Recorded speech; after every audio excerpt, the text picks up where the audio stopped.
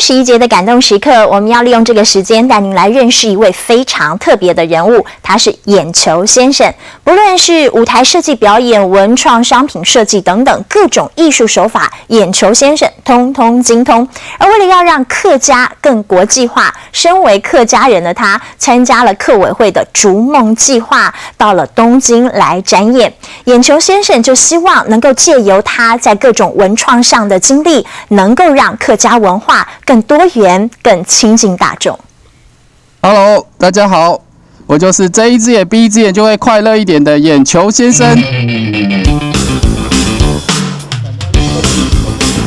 希望大家睁一只眼闭一只眼，开心过日子的眼球先生，带着一颗眼球走天下，还成为探索英国的代言人，在英国走透透。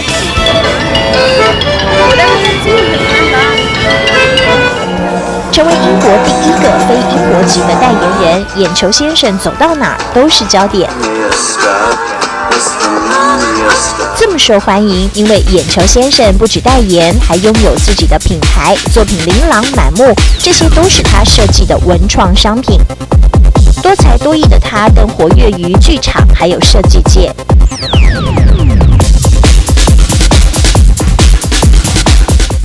很有自己的想法，所以从编剧、导演、服装、舞台，一直到演员化妆，他通通都能一手包办。他也出过唱片，唱作俱佳。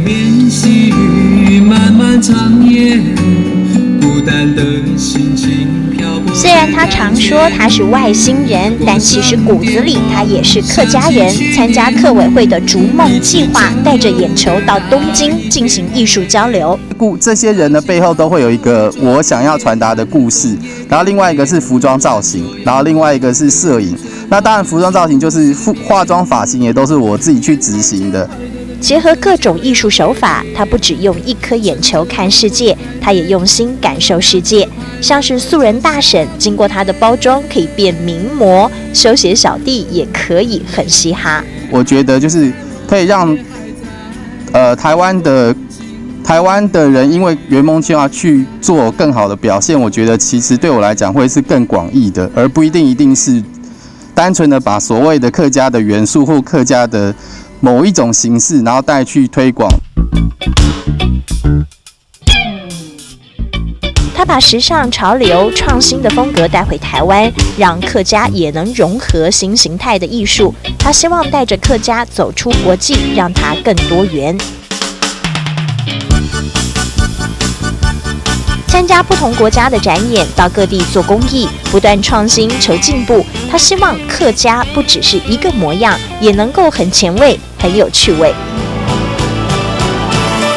圆滚滚的大眼球，看过素人大婶的直朴，见过日不落国的深度，再回故乡，眼球先生解构客庄，花布的缤纷之外，还有创新的感动时刻。